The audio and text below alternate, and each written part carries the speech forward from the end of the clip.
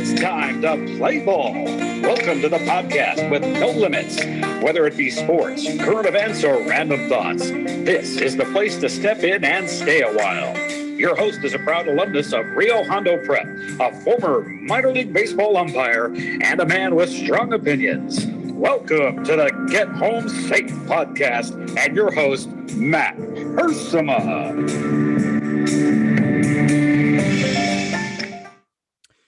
Hey guys, and welcome to another episode of Get Home Safe. It is Monday, May 17th, 2021. Thank you for joining us.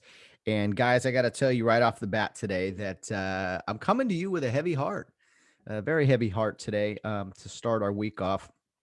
A good friend of mine, actually, I would consider him more of a mentor than a friend, but has become a friend in later years, was somebody that I looked up to as a kid, as a young adult, and still to this day. Pete Clark, someone who coached me when I was a kid, coached me when I was in high school, had a very serious medical trauma over the weekend, was coaching little kids at Cary Youth League, and collapsed. There was just trying to tie everything together. He's okay right now. He's stable. He's in ICU, but apparently at a cardiac arrest of some kind. I don't know all the details. I'm still trying to piece it all together, but had an episode big time. Some have said, some reports, again, everything you hear different things. You're trying to hear accuracy and this and that. I don't want to say anything incorrectly.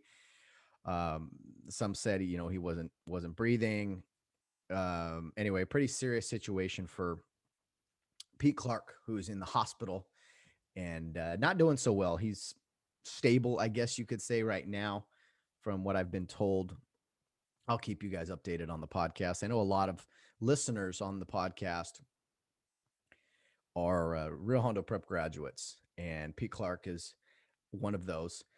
Graduated in 1991 alongside my good friend Todd Carson, who's been on here a few times. John Lee, I know, was a teammate of his.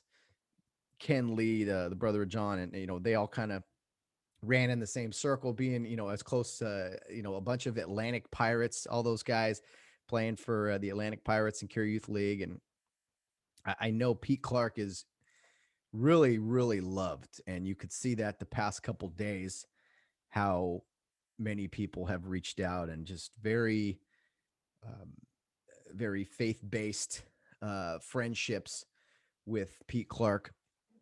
So many people have reached out, offered support, prayer.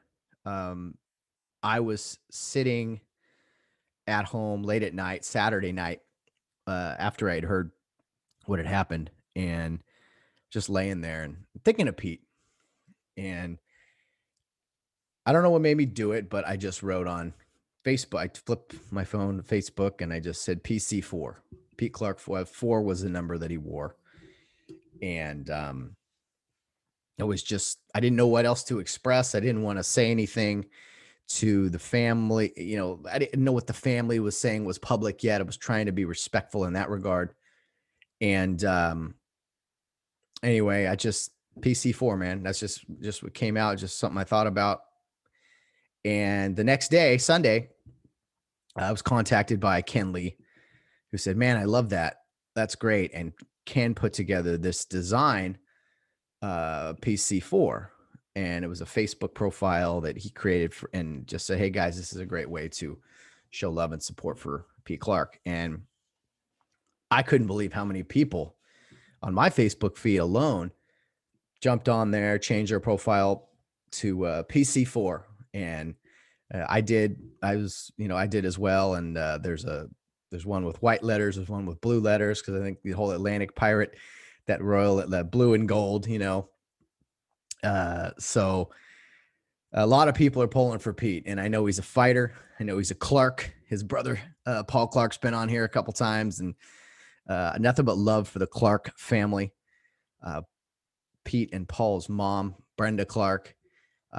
Truly amazing woman, so kind, always with a smile on her face. Always, at least when I was kind of around the organization and the school more, you could always see her at games, it seemed, cheering for kids she had never met, but always loved, right?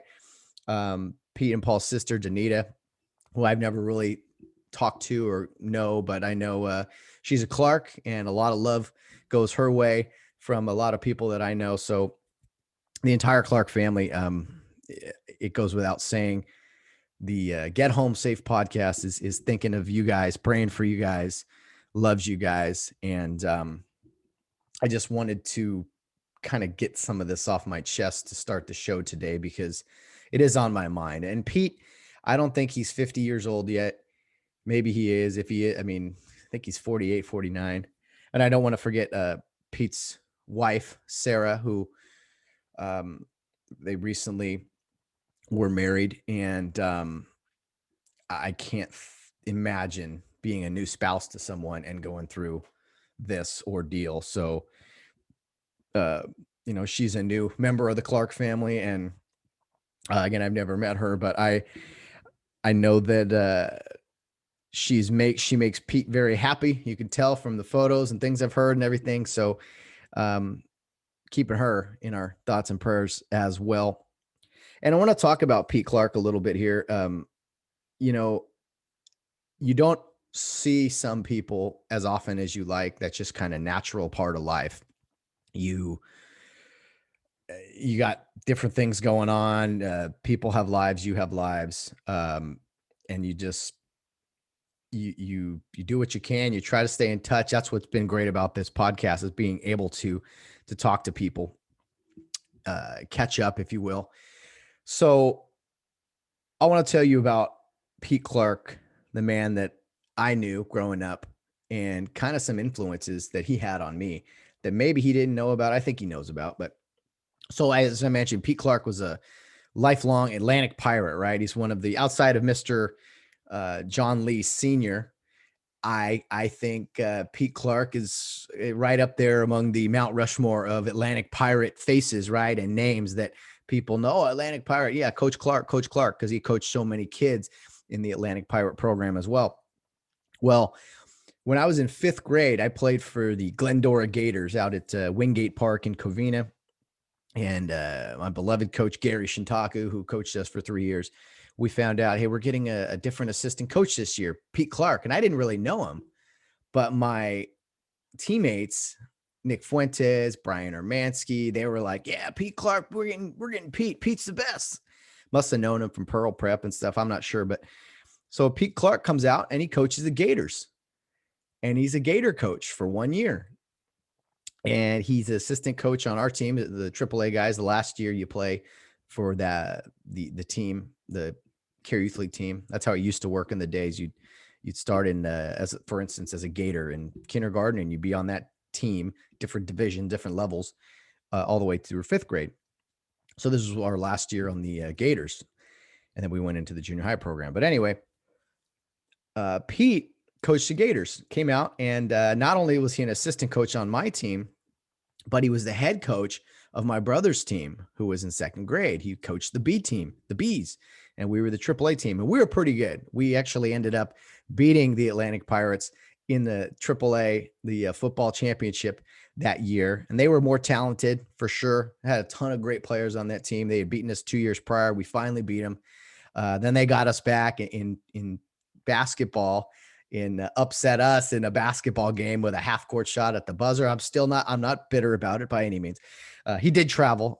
He traveled Ed Maldonado and Edwin Biagas, who were both refereeing that game. And yes, I remember that from 1995. Those two high school guys or RHLA guys, whatever they were at the time. I'm not bitter about it. But those two guys were refereeing that game.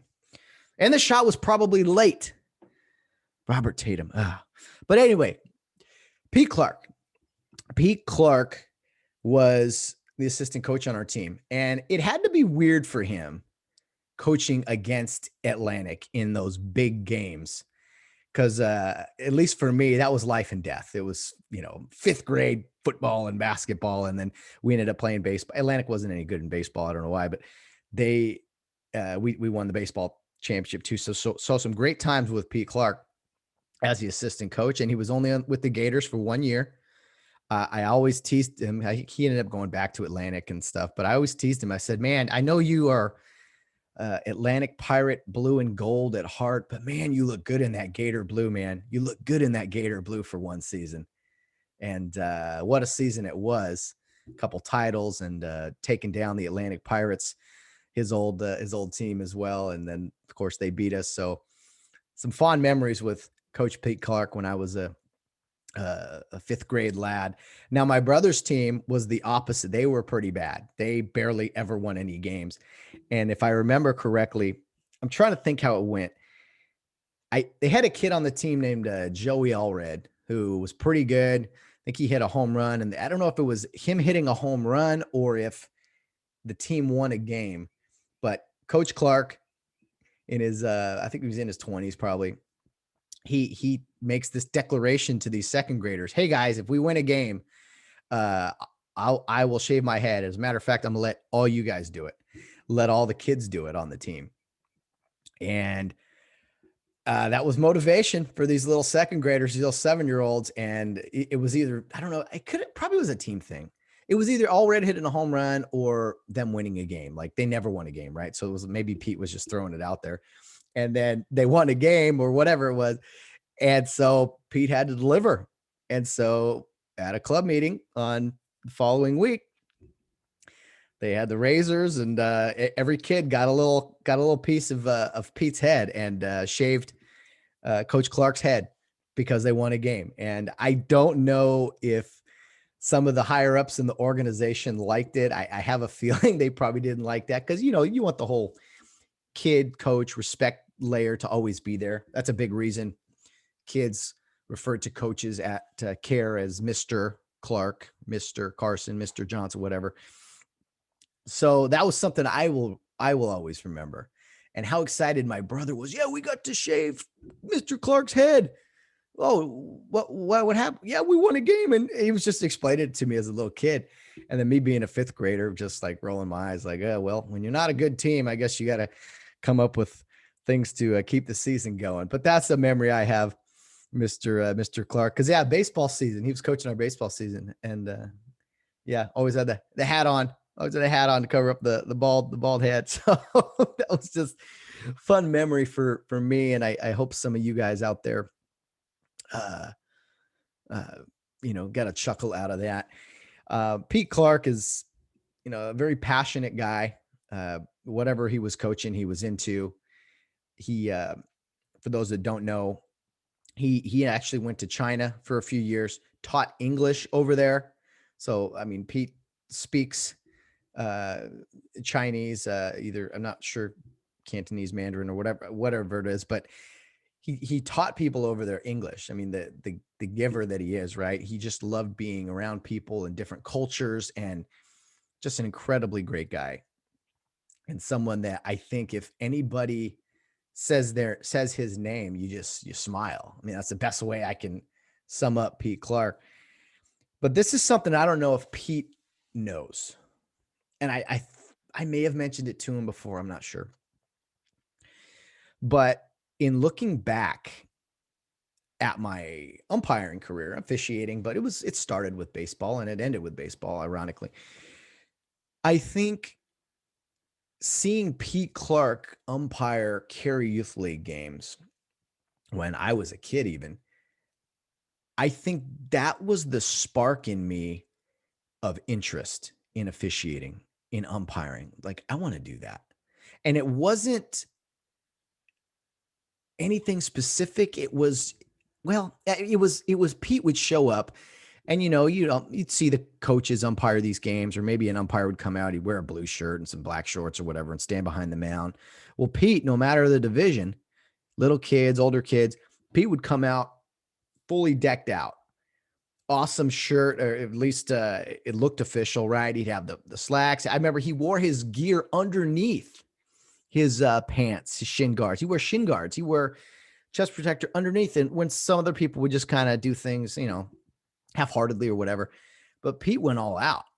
And not only that, he was this theatrical, loud umpire. Like my dad even remembers back to when Pete was umpiring, and he stuck out big time, but in a good way. And even if I don't think he ever missed a call, but even if there was something that was close, you would never know it. The guy was just a stud umpire.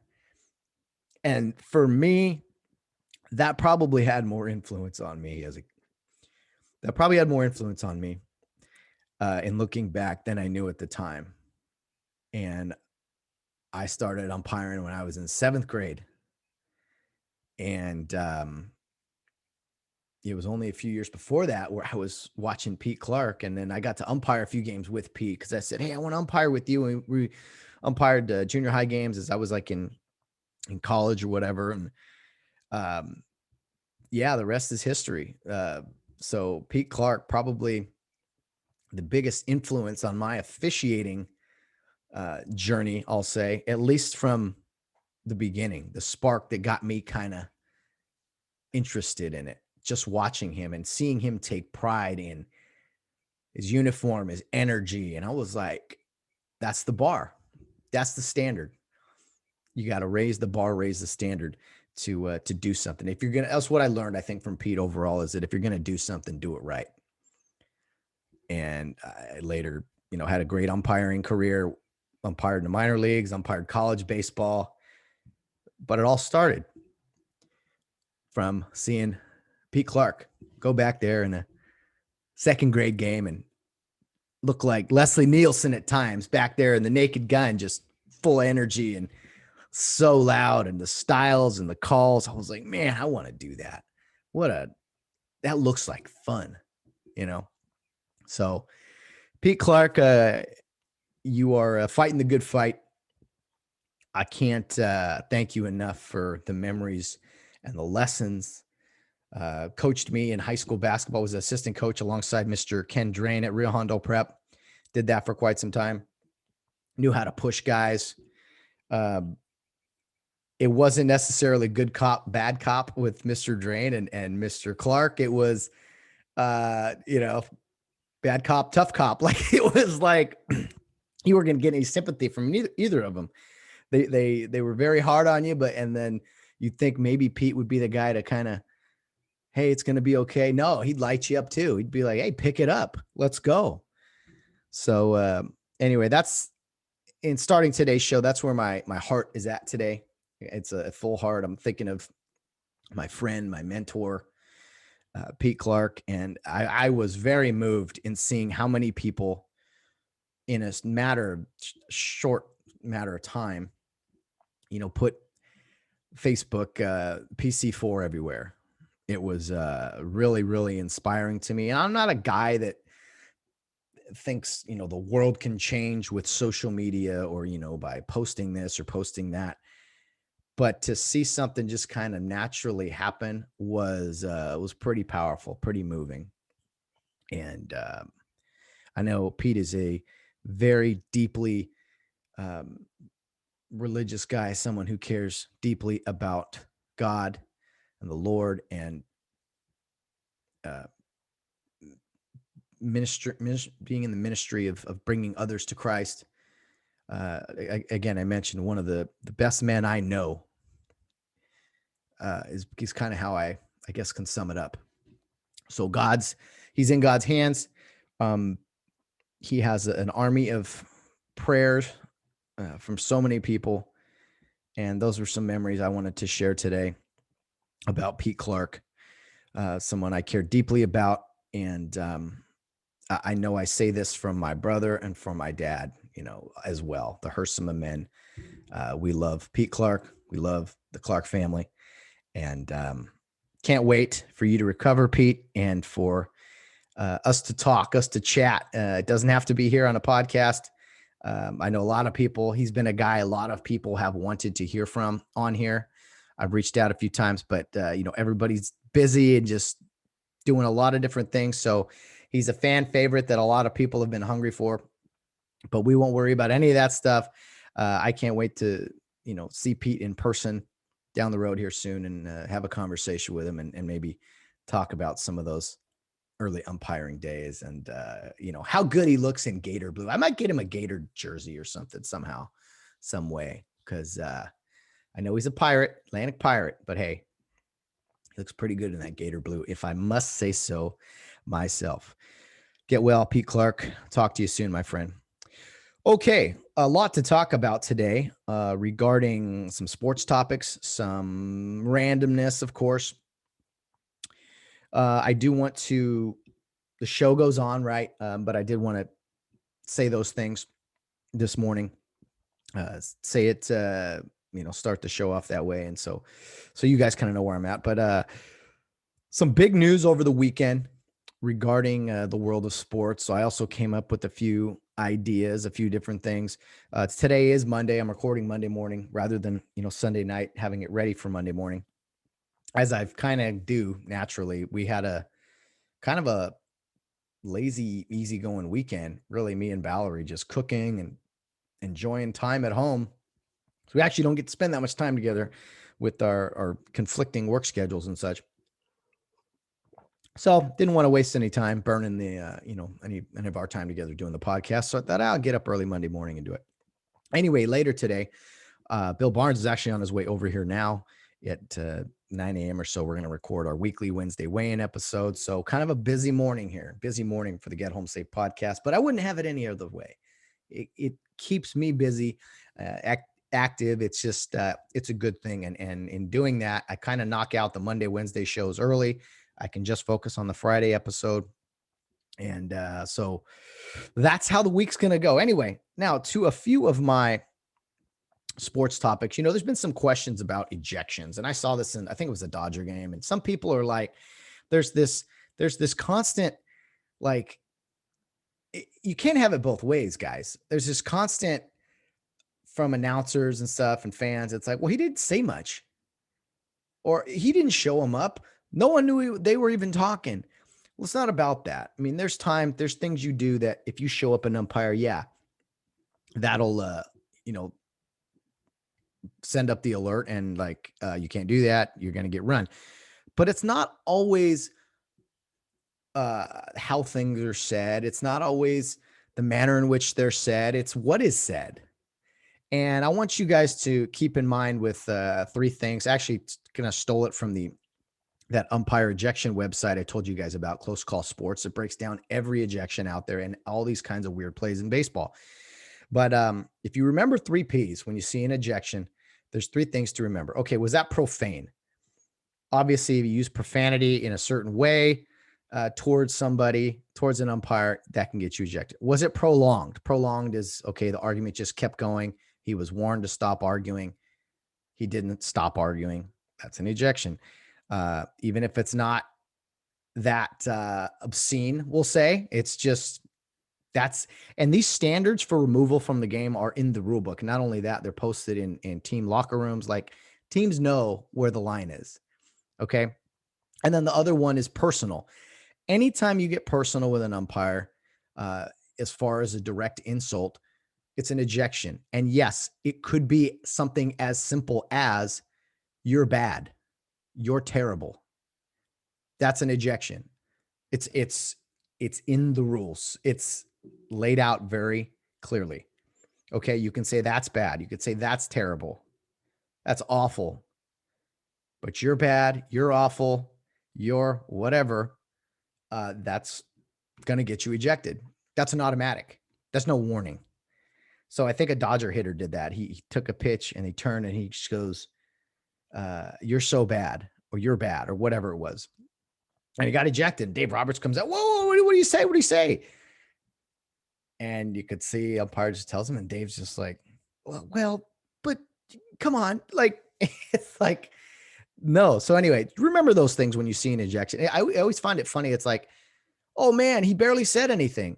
Well, what he said then was probably the wrong thing. Okay. I mean, keep that in mind. Like, again, I always bring this analogy because I think it paints a picture for people, fellas, that if you're in a situation with your lady, with your wife, with your girlfriend, it's not always what you say, it's how you say it. Sometimes it's not how you say it, it's what you say. It's like, Okay, if you give her a direct insult, you know, now you're, I don't know. There's a difference between the food wasn't good tonight and you're a bad cook, right? Because that's like body of work. It's very personal. So that's just an example. I don't try to ever argue or, well, I do argue with Val here and there, but it's just funny. The things announcers say. He didn't say much. How could no one even knew they were talking? Have you ever said one or two things wrong? Just one word you could take back from your lady, maybe two. You're like, oh, I shouldn't have said that. I should have said this better. Sometimes that's how it is in umpiring and baseball. So I just wanted to mention that quickly. You're bad versus that's bad. Okay. Huge difference. It's by rule. I know it doesn't seem like much. How could you eject someone for that? But I mean, it's clear as day listed in the rule book, and teams know that's just how things go in baseball. Personal, prolonged, and profane. The three P's. Think of that when you hear or see an ejection, and you'll probably have a better understanding. Okay, some other baseball news. Albert Pujols, after being released by the Angels, signed with the Dodgers over the weekend. So he's heading up the road to Los Angeles. I'm not sure where he lives, but hey, that kind of makes sense. If you don't want to move anything, move your belongings or anything. I don't know what they're going to do with him. Probably a pinch hitter late in games, maybe, although Max Muncy has not been lighting the world on fire. Neither is Albert Pujols, that's for sure. So I would think a pinch hitter, maybe a DH when they play AL games, I guess. But I was surprised he went to a National League team, but it makes sense, the fact that it is right up the road. So maybe it's a push to push Max Muncy a little bit. I'm not sure, or just to bring in a veteran guy in the clubhouse. He probably didn't cost the Dodgers much, which is again why they probably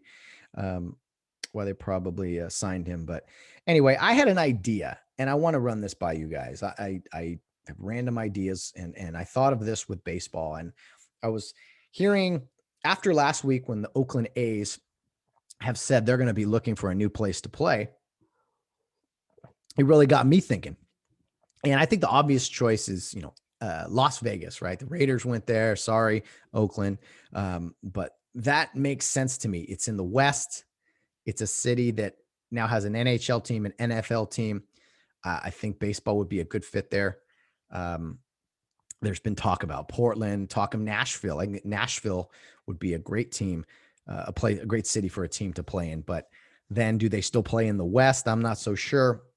But I came up with an idea. And I am as old school as they come. I don't like change. I do not like change. I cannot say that enough. But I thought to myself, as far as an American League and National League, if you're eventually going to go to the DH in both leagues anyway, I would think. So why not have two different leagues? And because I always look at the divisions in baseball, there's 6 5-team divisions, right? And there's been realignment and things before. And I'm like, well, baseball, I think, is going to eventually add 2 teams here. They're looking to expand to 32, I think. And I thought, man, what would you do with 32? And then I kind of looked at the map and I was like, why do you even need American League and National League when, if you look at a map, everything is kind of regionally based, similarly to what we saw last season in the 2020 60 game season, where you did play regionally. You didn't travel much. The NL West played each other, and then the AL West, right? The NL Central played the AL Central, and the NL, and so on. Well, I thought to myself, I said, what if you didn't have an AL NL? You just had 4 divisions, we'll call it a West, an East, a South, and I call it the Central, but it could be the North if you want to call it the North. And here was my idea. And think of it from a regional logistics standpoint. I think it would be a really, really good fit and just makes sense. And there'd be 16 teams in each division. I've added 2 expansion teams here, so they can't happen until then. But you have 4 8-team divisions. I think you take each division winner obviously gets in, but maybe you take the top 2 teams in each division. There's your 4 teams for playoffs. If you want to go, I don't know, if you want to go 6 teams, the top 3 teams in each division, I don't know how you want to do it, but it's just a thought I had. So here's what I got. In the West, you got Anaheim, LA, San Diego, obviously 3 teams down here in Southern California. You got Oakland and San Fran. Now, this would still work if Oakland does end up going to Vegas or maybe even Portland. But I think Vegas is probably a favorite here. So you got all 5 of the California teams, all 5, right? And then Vegas, that's pretty much California anyway. So you got Arizona and Phoenix. And then you got Seattle and Colorado. Colorado is a little towards the middle there, but hey, they're in the NL West now. So basically, you're just combining the NL West with the AL West, basically, and you eliminate the 2 Texas teams from there, and you just have the 2 Texas teams from the AL West, and that gives you your 8 teams for the Western Division of Major League Baseball. Okay, in the East, you got Toronto. These are all bunched together. It would make so much sense to have these teams all playing each other constantly, really close to each other. I'm not saying MLB needs to save money on travel or anything, but it would make sense. Toronto, Washington, and Baltimore side by side. Philadelphia is not far. Pittsburgh, same state as Philly, and then Boston and New York. Yes, the New York Mets. So you're kind of and the Yankees in the same division. You're kind of combining the NL East and the American League East, really, and you're subtracting. What would that be? You're kicking out, if you will, the Atlanta and Miami and Tampa Bay, respectively, from the Eastern AL or NL East. So I think that's a pretty strong division there. It's all in the East. It's all in the Northeast. I think it would just make sense to have those 8 teams in the Eastern Division of Major League Baseball. Okay, to the Central or the North, whatever you want to call it, I think this only makes sense as well. Teams very regionally based. Detroit, Minnesota, Milwaukee, Cincinnati, and Cleveland, the 2 Ohio teams. Even though Cleveland is pretty far east, you could maybe put them in the East Division, but I think it makes more sense for them to be a part of the Central. And then Chicago, the Cubs and the White Sox, same division. So you do have some crossover there. You got some AL and NL teams blending, basically teams that are in the Central now. And then where it really gets interesting here is Major League Baseball South. Now, what I've done, and again, this is if I'm commissioner for a day, I add 2 teams in the South as far as expansion teams. If Oakland ends up moving Portland or Vegas, you keep them in the West. You add 2 teams in the South. The Atlanta Braves have been kind of the only team in that region for a great deal of time. I know there's 2 teams in Florida, 2 teams in Texas, but think of the South. I mean, the Carolinas, the Braves are in Georgia. I mean, Louisiana, Kentucky. There's nothing really down there, right? Outside of the Braves. The Braves are just kind of the favorite team of everyone in the South. So here's what I did. I added 2 teams, one in Nashville, which I think is a perfect fit. And the one that I'm on the fence about, I think would work is Charlotte. They have an NFL team. They have an NBA team. So I figured, one of the Carolinas, I think, would work. Charlotte's probably a pretty good city down there. It currently is it AAA? I think it's a AAA team currently. Maybe, anyway, doesn't matter. So Nashville, which is a AAA team now, you build a brand new stadium down there, Charlotte, new stadium, and you got 2 teams in the South alongside the Atlanta Braves. So this is Major League Baseball South. You got Atlanta, Nashville, Charlotte. You got both Floridas, Miami and Tampa Bay. You got both Texases, Texas and Houston. And then these 2 teams, the 2 Missouri teams, Kansas City and St. Louis, they're right around that Texas area. The University of Missouri is in the SEC. So I think they're kind of, they fit well in that southern region. I know they're not far from Chicago, but I think of Missouri as more of the South than the North, right? Missouri and Illinois. I know that's a rivalry, the Cubs and Cardinals and everything. But that's why I think everything would fit well as far as MLB realignment here in the near future. And I think it's starting with the Oakland A's looking for a new place to play. But I do think that Major League Baseball would be better off with 32 teams. I know some of the product on the field right now is not that glamorous, but for now, I think that would be the best option. Why have a National League and American League?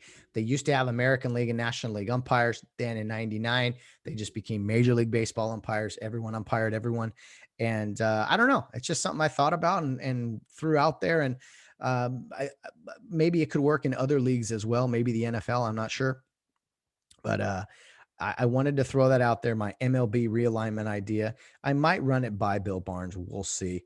But that's what I think Major League Baseball should do here when you add two more teams is just go to 4 8-team divisions. Most of your games you play teams in that division. Of course, you play everyone at least once, but that was my thought for the big my thought of the week, I'll say. All right, last week the NFL released its schedule on May 12th. And I got to tell you, I love the NFL draft. I love the NFL in general. And I posted actually a video on Facebook, something very powerful about a guy in the NFL draft who was taken in the first round out of Michigan. Really, really good story they did there. ESPN did something with him and his family, his mom. Just really, really cool. The story of Quiddy Pay, A Long Way Home. If you haven't seen that already, check that out. His mom, where was she from? Some war-torn land, made it to America, and it was a really good story. And that's one of the reasons I love the NFL draft. But anyway, the schedule release last week. It's crazy when schedule of games 3 months from now, 4 months from now is kind of a big deal, but it was, at least for me and a lot of other people. So I got to see where my Rams are playing. Yes, they opened up Sunday Night Football against the Chicago Bears. They finally get to open that new stadium with some fans. I don't know if I'm going to be able to get there or not, but I'm going to try. So that's going to be pretty cool. And the Chicago Bears, man, they've played in LA like 3 out of the 4 years, I think. Rams haven't gone there since, what was that, 16, 17, I think. But yeah, the Bears and Rams seem to have played each other every year the past few years. So that'll be a fun one. I look at some of the primetime games here. I think week 4, all eyes will be on the New England Patriots because Tom Brady is taking his Tampa Bay Buccaneers up there. Tom Brady returns to Gillette Stadium up there in Foxborough. That's going to be a crazy emotional night for the Patriots fans, for Tom Brady, I'm sure. Going to be really, really cool to see Tom go back there and kind of the Belichick Brady handshake, how that all goes. I think they're professionals. There's a little maybe bad blood there. I'm not sure. But anyway, a few other games. Week 3, Packers at 49ers. If Aaron Rodgers is playing, I'm not sure, but they have not had success going to San Francisco the past few years. What's another game here that jumps off the page? Titans at Rams, a Sunday night game in November, rematch of Super Bowl 34 when the Rams won by a yard. That'll be a really cool Sunday night football game. Of course, the first game of the year is the Buccaneers and Cowboys. Dak Prescott coming back from an injury. The Buccaneers raising the banner on September 9th, raising I wonder if I'm going to have a flag aboard the Jolly Roger there, the pirate ship. That'd be pretty cool. Anyway, I always look at the Thursday night games too. What I do like what the NFL has done last year and now this upcoming season is they're playing games on Christmas Day. That used to be like an NBA thing. All right, we'll stay away from that. But no, NFL said we're playing games on Christmas Day. So this year we actually get 2 games on Christmas Day, which falls on a Saturday. We get the Browns, Packers, and Colts, Cardinals. So I thought that was pretty cool. And then the next day, a full schedule of NFL games. And in December, you typically do get some Saturday NFL games, but to have it on Christmas Day is pretty awesome considering December 23rd, which is the final Thursday night football game of the year, the 49ers at the Titans. Then you got Christmas Eve, a Friday is off, and then all of a sudden you go into a nice football weekend 2 games on Christmas Day while you open presents with some eggnog. And then, of course, the day after Christmas being a Sunday, the 26th, a bunch of games there. So some other Thursday night games. The Rams go up to Seattle in week 5 immediately after hosting the Arizona Cardinals on a Sunday. So I'm glad they kind of get that game out of the way. I don't love that they're going up to Seattle on a Thursday night, which is going to be difficult. But hey, that's life in the NFL. Let's see. I'm looking at some. Let's look at the Monday night games now. The first game of the year is the Ravens at the Raiders. So Lamar Jackson and company goes into Las Vegas. I think that's cool. You get to open up the stadium in LA with fans on Sunday night, week 1, and then also open up the stadium in Las Vegas with fans for the Monday night game. So back-to-back primetime games for the new stadiums. I think that's pretty cool. And that's kind of what happened last year, if I remember correctly, but there were no fans and just totally weird. Raiders at Chargers is a Monday night game in October. There'll be quite a few Raider fans who are going to be in attendance for that game here in Los Angeles, I'm sure. Rams at 49ers on a Monday night. Rams at Cardinals on a Monday night. Very cool stuff. Nothing else Monday night wise really jumped off the page to me. Glad to not see the Jets on like 2 Monday night games. I remember a couple years ago, the Jets were on Monday Night Football twice. I'm like, what is this? Why are you doing this? I know everyone has to play a Thursday night game, so you do see like the Bengals and stuff, Bengals, Jaguars on there. But man, keep the Jets and Bengals and those type of teams away from Monday Night Football. There was a Chiefs game. Well, Browns at the Chiefs, I think, to start the season is it's kind of a tough break for the Browns there. And I think that game's on in Kansas City. I could be wrong. Week 2, Chiefs at Ravens. That one jumps off the page. That's going to be pretty awesome. Bills at Chiefs in week 5, rematch of the AFC Championship game. So we got some good ones here. Let's look at Thanksgiving Day, a day to always be thankful for having 3 football games. If you remember last year, we had the 3 scheduled games, and then I think it was the Ravens who were scheduled to play. They got some COVID issues, so we missed out on the Ravens. I think it was Ravens Steelers, maybe. That game got pushed to the next week. But anyway, this year on November 25th, Thanksgiving Day, we have Bears at Lions, 9:30. 1:30, Raiders at Cowboys. Raider fans get to watch their team while eating some turkey this year. And then the night game is Bills at Saints. I love that matchup there. Hopefully there's no issues, and all 3 games do get played in a timely manner. Chiefs at Chargers, another Thursday night game in December 16th to be exact. That one I think will be pretty good. Chargers always play the Chiefs tough. I don't know what it is, but primetime game. I know Thursday's kind of like primetime light, if you will, because everyone gets to play, and it's kind of you're playing the game after 4 days or whatever, but still pretty exciting. So I was very happy with the Rams schedule. I actually did a little Facebook video. Again, for those out there who are Rams fans, no other people need apply. I do have a little Rams fan friends page that I have, or a group, I should say, on Facebook, where I post some things and videos, so I don't have to bother the rest of you who aren't loyal, passionate LA Rams fans. And that way we don't get any hate either. So I do a little video breaking down the schedule on there. And yeah, that's all I really got to say about the NFL schedule. September 9th is opening night. September 12th, the first day of opening day, if you will, for everybody else.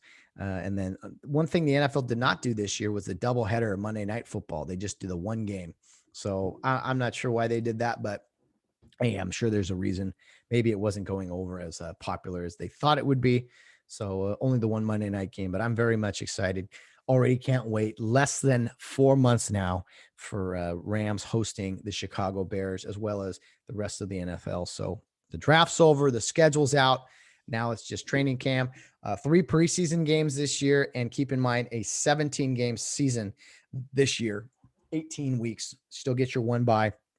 So the NFL regular season will spill into almost mid-January. January 9th, I believe, is the final day there. So very exciting times here upcoming for the National Football League. Okay, on Sunday, I watched a great football game. I know it sounds weird talking football in May, but I told you guys about this for weeks now. I said, you guys got to watch the FCS, the Football Championship subdivision, also known as Division 1AA, the national championship game between South Dakota State and Sam Houston State.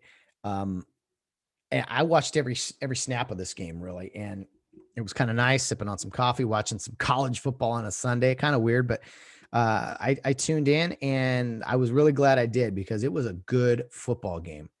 And I was happy for these kids to not only get a season in, but to get a playoff season in, to see a championship played. I thought it was really awesome. And the kids just played hard, man. You almost couldn't tell it was a notch below, Division One, because these were two really good teams in the FCS division. Bearcats versus Jackrabbits. I thought that was kind of cool. Unique names. And who is it? South Dakota State. They're the Jackrabbits, and Sam Houston, the Bearcats, cats with a K. So I don't know. Although, Rio Hondo Prep were the Cares with a K. So, whatever. Sam Houston, they had one, let's see here, one national championship in 1964. It was a co-championship, I believe it was. They were runners up in 2011 and 2012. So bridesmaids, not brides. And South Dakota State, this was their first national title game appearance. So very sloppy game. It was raining early on, raining pretty hard too, which I loved. I was immediately more intrigued to watch and really, really enjoyed it. The South Dakota State quarterback was injured early in the game, and he had to come out. So it was South Dakota State playing with a backup quarterback throughout this game. Let me make sure I pull this up. You see, they already got week one of next season on me here. I almost can't see the recap of the of the game from Saturday here. Oh well, I tried. But what I was really impressed with was the running back for South Dakota State. I wrote his name down here. Let me see here. Isaiah Davis. What a stud this guy was. He had some incredible runs, ran for 170 something yards, 3 touchdowns. He had a run with just around 6 minutes left. Where was it? Yes, 6 minutes left, just under 6 minutes left. He had an 85-yard touchdown run to give South Dakota State the lead. One of the best runs I've ever seen. I implore you, go look up this run. I think I counted 7 guys got their hands on him, maybe 8 guys. Defenders got a fingernail at least on him at some point, and he was just running, man on a mission, possessed, and didn't run through a bunch of guys or anything, but just he looked slippery. I thought he was going to go out of bounds, and then he just an amazing run, 85-yard touchdown to give them the lead. South Dakota State with just under 6 minutes left. Sam Houston quarterback Eric Schmidt, gutsy performance. Was banged up all day, taking shots. Some would argue maybe some illegal shots from defenders, but he hung in there. Didn't put up huge numbers or anything, but he was he really stood out to me. Just being a gamer, a guy that was getting beat up, but just kept picking himself up and fighting through adversity. He led a game-winning drive for Sam Houston, and he connected with Ife Adehi on a 10-yard touchdown with 16 seconds left. They were trailing 21-17 after that long Isaiah Davis 85-yard touchdown run. And so that gave them a 23-21 lead. The extra point was missed, which I thought was interesting because, okay, now it's a 2-point game. So South Dakota State gets a decent kick return out to about the 38-yard line, their own 38. And there's 10 seconds left after the kick return. The first play they run, they do a little hook and ladder thing, and they got some decent yardage, but it took 5 seconds. So there's 5 seconds on the clock. They're right about midfield. They probably need at least 5 more yards for a long field goal attempt. They tried another crossing route pass that I wasn't a huge fan of, and I don't know if he was going to pitch it or whatever. I thought they had a timeout. I believe they could have done a sideline pass. I know that was risky because they're probably guarding the sideline. a Hail Mary. I didn't love how the game ended. I thought, take a shot at least, give your kicker a chance. By that time, the rain had settled down. It wasn't as sloppy out there, so the conditions were better. And early in the game, oh my goodness, the kicking game, the snaps, the holds, the kicks themselves. It was, like I said, just rain, sloppy, and just ugly, ugly. But hey, uh, that was to be determined with some of the weather out there. But anyway, uh, I enjoyed the football game, and Sam Houston State victorious over the South Dakota State Jackrabbits, 23-21 to win the national championship.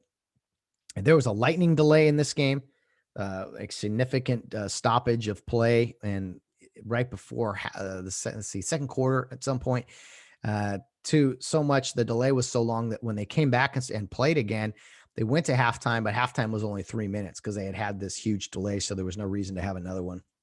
But I didn't love the last play of the game. I thought, I thought I was hoping for a little more drama, I guess. I don't know. But overall, really enjoyed the football game. Congrats to Sam Houston on winning. Let's see. It's the 2021 spring season, national champs. And what's crazy, man, is that here we are in middle of May.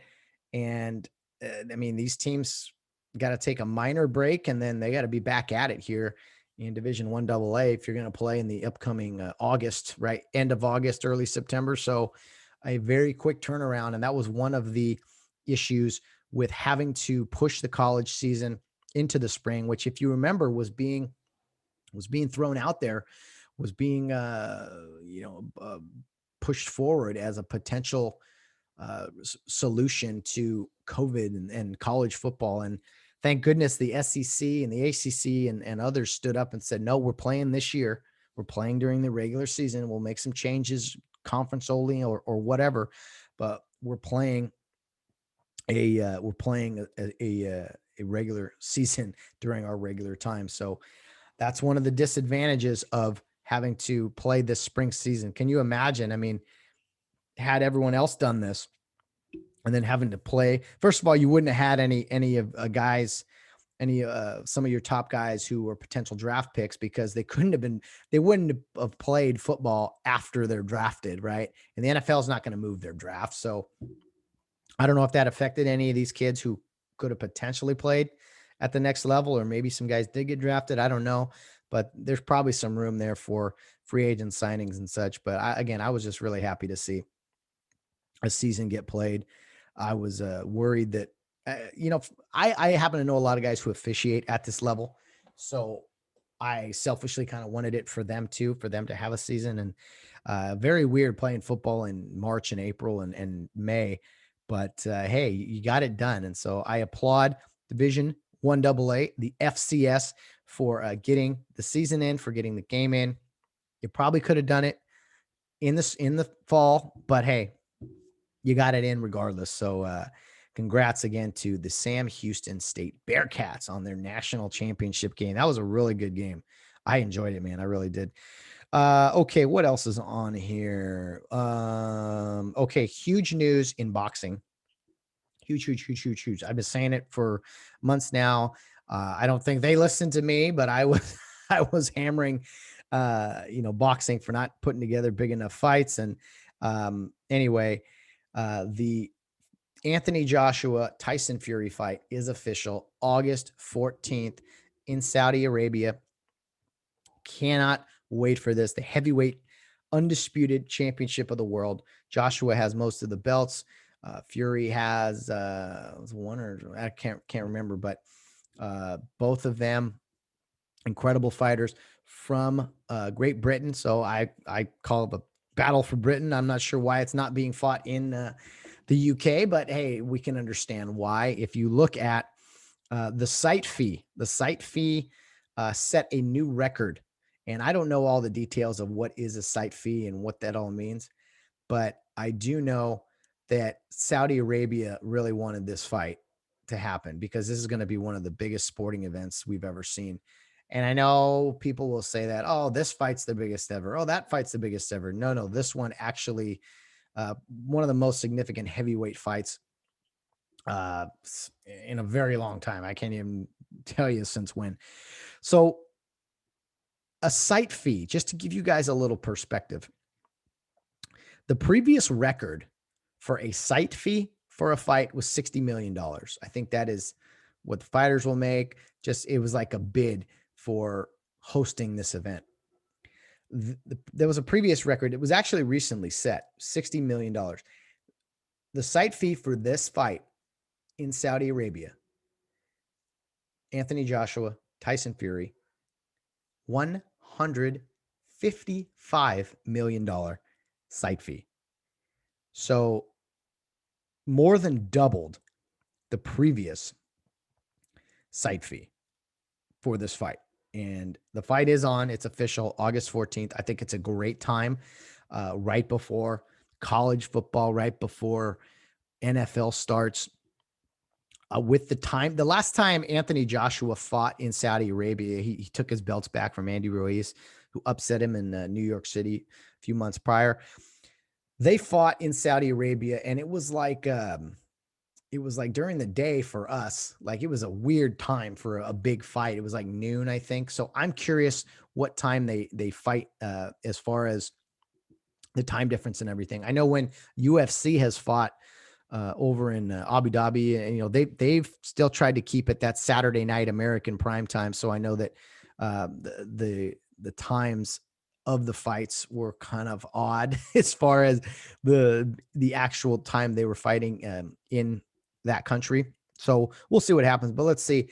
Saudi Arabia, both sides reached a deal. This is a landmark fight. Let's see. This is according to The Athletic. Mike Coppinger, who has a podcast, great boxing podcast. Follow him on Twitter too. He's got some good stuff if you're interested in that.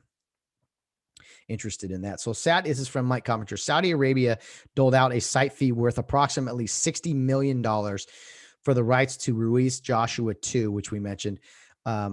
But the fight of the magnitude of Fury Joshua was always going to command a 9-figure deal. So they figured it would at least be $100 million. Well, actually, Saudi Arabia is paying around $150 million, 155 to be exact, signaling the country's keen interest in major sporting events. So ESPN's Mark Kriegel first reported the $150 million number. So it's probably going to be in, let's see, Riyadh, the capital of Saudi Arabia. I don't know if they're going to build a venue or what they're going to do. Let's see. The place in December.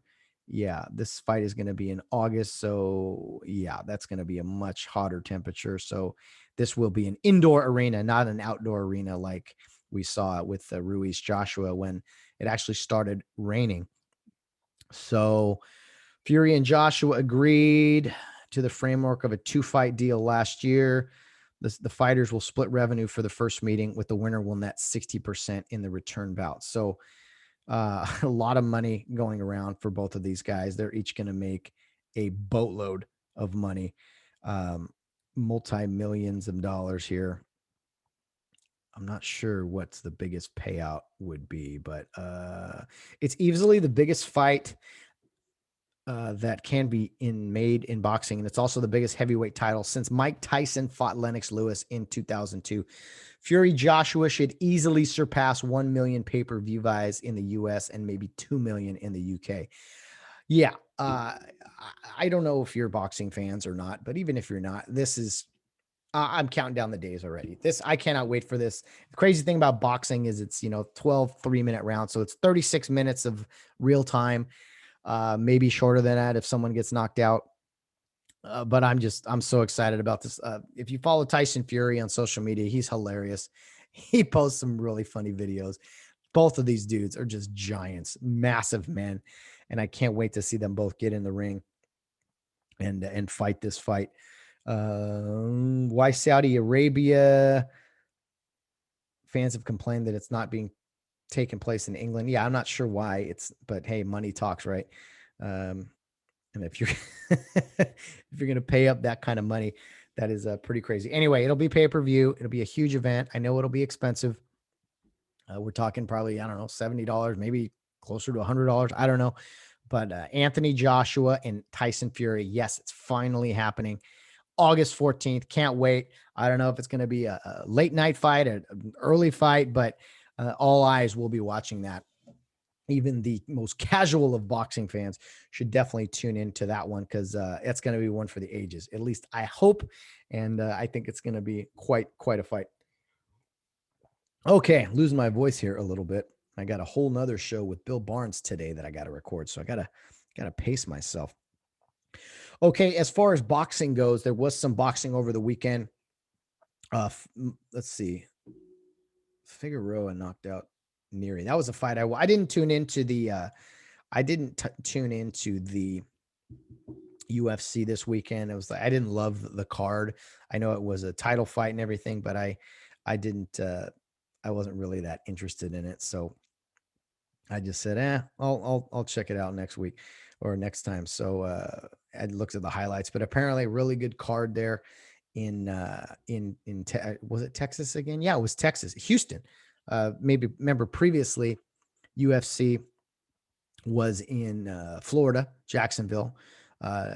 Huge crowds there, no masks, no restrictions. And then the UFC ended up going back to Texas. Wow, what am I saying here? Sorry, I'm losing my mind a little bit. You had the Canelo fight in Dallas a week ago, and then you had the UFC 262 in Houston. So another huge crowd, great event, some really good fights there over the weekend. Just awesome to see, man. Awesome to see the crowds out there. And that was what I wanted to mention. It was something I saw that I noticed. I saw highlights, right? And then I saw of the UFC, and then I was watching some boxing. It was actually in Carson, California, down there by the Home Depot Center or whatever it's called now. It's changed names a bunch of times. StubHub Center. And I was like, man, we gotta go down there in a couple weeks to watch some boxing live in person. Wouldn't mind doing that. But it was crazy to see the crowds. The crowds in California, everything's spread out, everyone masks, right, and everything. Not many people there. And then you look at the UFC in Houston, and a huge crowd, 15 plus thousand or whatever it was, no masks, everyone's sitting close together, having a great time. So just two different worlds, if you will, in seeing the two different walks of life, I guess. But Charles Oliveira, Oliveira did win atop the lightweight division. Had a second round TKO Michael Chandler in the main event at UFC 262. So pretty good excitement there. And, Joe Rogan and his co-hosts during UFC, their reactions are so funny. If when you see a big punch or a big knockout or something, seeing their reactions, they have a camera at the table, like sitting looking up at them, and it's always like they do it in slow motion and stuff, and we get a kick out of that, seeing that. It's so funny to see to see the Rogan reactions, Rogan and crew, because if we're honest, we're doing the same thing at home, right? When we have the reactions, it'd be funny to kind of look at each of us and be like, as far as our reactions go. Let me see. I thought I had this here. Okay, the whole Logan Paul versus Floyd Mayweather fight is supposed to happen here on June 6th. I don't really know what to think about that. I'm not really that excited. It's an exhibition. It's a moneymaker for these guys. I think Mayweather's going to beat him down and really start to put to bed this whole Paul brothers thing. I mean, I know they're very passionate about their boxing journey here. But it's time for them to fight some real boxers, some real fighters here to see if they really do have what it takes, because I'm not so sold yet. Okay, anyway, we talked about the Fury Joshua fight. We talked about some fighting over the weekend. Again, I didn't watch a ton. Figueroa knocked out Neary. That was the fight I was watching. And two guys who had never really lost. I think one guy had lost, I think, and one had was undefeated. And that was really fun for me to watch on Saturday night. And it was cool because it was local, right? It was really local, up the street here in California. What is that? I'm sorry, I'm like all over the map here. Neary versus Figueroa. That was the fight in Carson, California. Lewis Neary. Yeah, that was the one. Okay. I'm sorry. I'm all up. You'd think you'd be ready, right? It was the junior bantamweight fight, and Lewis Neary improved to 31-0 with his knockout there. And I found it really interesting the way he took him down. It was like this rib shot. Normally with a body shot, you hit the stomach, you hit the liver or something. But this was like an uppercut kind of that hit his rib. And I didn't think it was really that devastating, but he must have hit him just right. Lewis Neary knocking out his opponent there for the win on Saturday night. That's all I'll say about that. I'll move on, but that's what I was doing Saturday night. I didn't tune into the UFC, but it was funny to see some of the highlights and things. Again, Texas crowds versus California crowds. I think that's that speaks volumes when you look at the two events. Seeing a handful of people sitting outside in outside, mind you, outside, spaced out, and then you got 15,000 people in Houston indoors, no mask, drinking beer, having a great time. It speaks volumes, let me tell you. Okay, big baseball game series, I should say, over the weekend. College baseball is rapidly approaching. I believe this upcoming weekend is the final weekend of the regular season for most conferences, as they are going into conference play the week after that.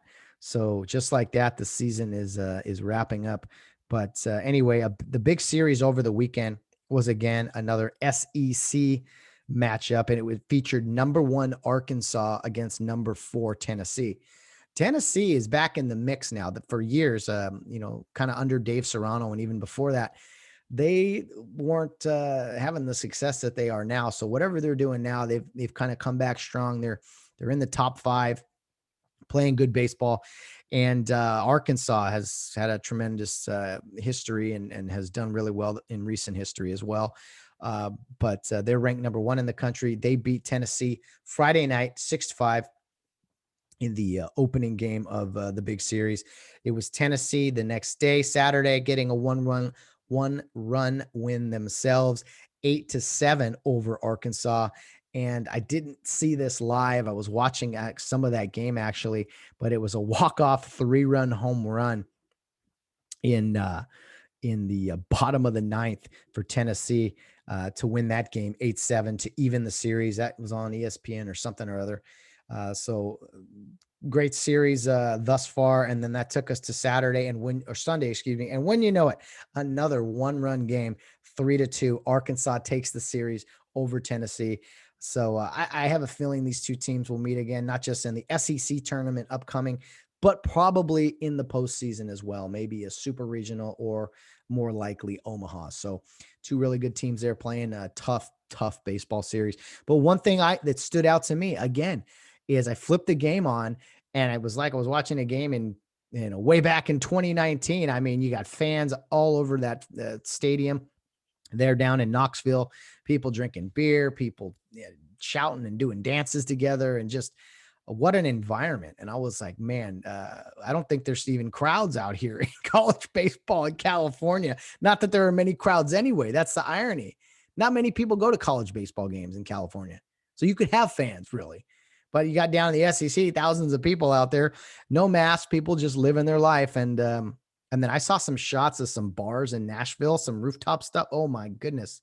Talk about people coming out and just saying, all right, we're done. We're done with all this, like it or not. I mean, some people were just going out there and trying to live normal lives, I guess. So I won't say any comments about any. I found it interesting to see the difference in the approach, we'll say, to some of the stuff going on. Couple pitchers I want you guys who don't know to keep your eye on. They've been good the past couple years, and this is probably their last season playing college baseball. But Jack Leiter and Kumar Rocker are two pitchers for the Vanderbilt Commodores. And let me see. Oh, okay. Yeah, that's the upcoming draft. Major League Baseball draft. If you remember, it used to be in June. I think it's pushed back a little bit this year after the College World Series, which I kind of like. I don't like it necessarily being before or during the postseason. It's kind of a distraction for guys. But anyway, Jack Leiter, pitcher for Vanderbilt, and Kumar Rocker, another pitcher for Vanderbilt. The best 1-2 punch in college baseball. Two guys are going to be very high draft picks as we start to see more and more college baseball here the next couple of weeks with postseason and tournaments, conference tournaments, and it's on TV more here upcoming in late May and early June. You guys will probably see both of these guys, but yeah, and yes, Leiter is the son of former Yankee and Met great Al Leiter. So Kumar Rocker and Jack Leiter, two just stud pitchers that I don't know how teams are not going to or how teams are going to get by those guys because they just bring it, man. They bring it. And yeah, keep an eye on them. I'm sure you guys will react accordingly. And maybe, I don't know, maybe they get beat up. Now that I've said that, maybe they get beat up in their postseason because sometimes it's not always how good you are. It's, someone wants it more. I remember when David Price was the number 1 overall pick for the Tampa Bay Rays, and he was playing for Vanderbilt, and best player in college baseball, stud pitcher, and they didn't even get out of a regional. Michigan upset Vanderbilt back then, beating them twice, I think, in their 4-team regional. But anyway, yeah, David Price came out of the bullpen and he struggled. I mean, Michigan had some big hits off him. So crazy things can happen in college baseball, but I do think those two pitchers, Kumar Rocker and Leiter, are just absolute studs and are going to have a great MLB career probably, but they have a few more weeks here of their college baseball career. Jack Leiter. So yeah, keep an eye out for those guys as we start up the regionals and everything here. It's going to be an exciting time. Happy to see college baseball is going to finish up their season here because it was touch and go there, right, for a while, whether it was even going to be played, much like a lot of other sports here in the United States of America. Okay, that's about all I got today. I'm going to keep it there, wrap it up, if you will, because I do got another show with Bill here starting in about 30 minutes that I got to prep for. And I probably said all I need to say today regarding some of the sports recaps and things. I didn't even get to some of my other random thoughts, but hey, that's life. We'll have to wait until next week, or maybe I'll share some of that with Bill Barnes here on the upcoming weekly Wednesday weigh-in.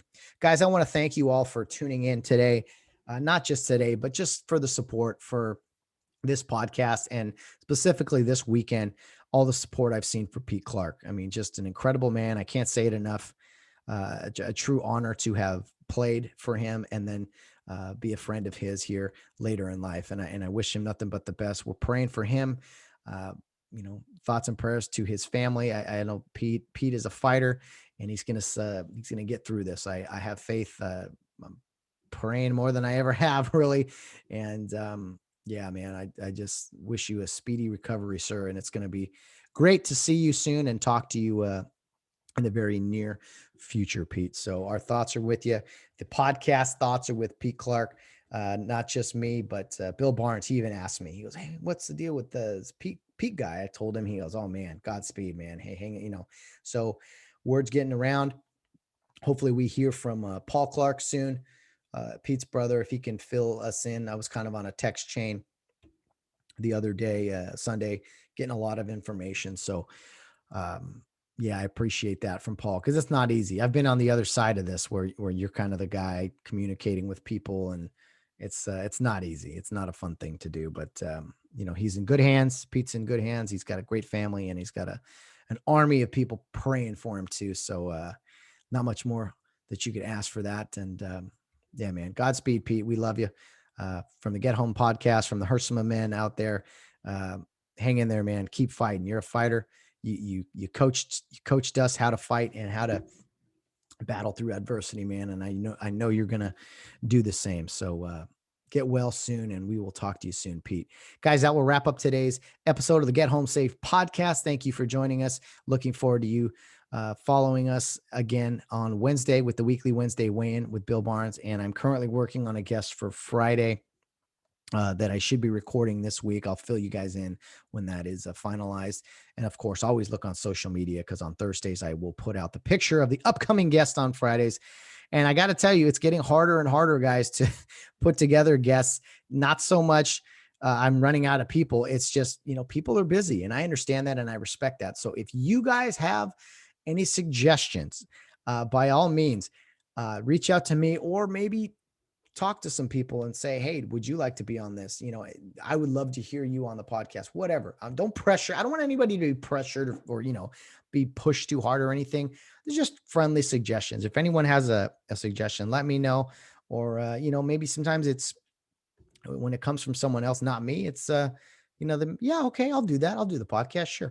So anyway, I'm not complaining. This is hard work, and I'm happy to do it. It's a lot of fun to do it, and looking forward to more episodes here in the future. Mondays, Wednesdays, and Fridays here at the Get Home Safe podcast. All right, enough of me rambling. Guys, thanks again. Hope you will join us on Wednesday and Friday this week. But guys, as always, no matter what you're doing, whether you're out on the town or rounding third base, get home safe.